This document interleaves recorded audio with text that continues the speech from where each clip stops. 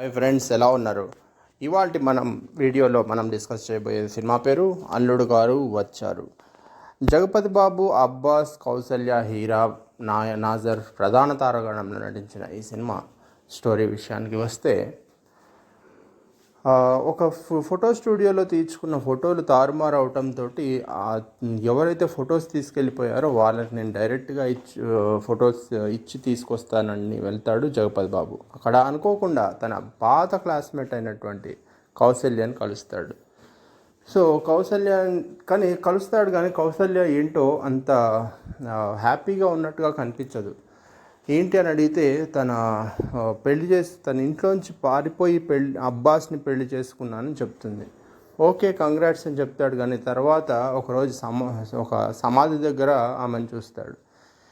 ఏమైంది అని అడిగితే అబ్బాస్ చనిపోయాడు ఒక యాక్సిడెంట్లో అని చెప్తుంది. అయితే వీళ్ళిద్దరూ అనుకోని సంఘటనలో ఒక పోలీస్ స్టేషన్లో ఇరుక్కోవటం వల్ల వీళ్ళ కౌసల్య మామయ్య అయినటువంటి గిరిబాబు కౌసల్యని ఇంటికి తీసుకెళ్ళటానికి వస్తాడు.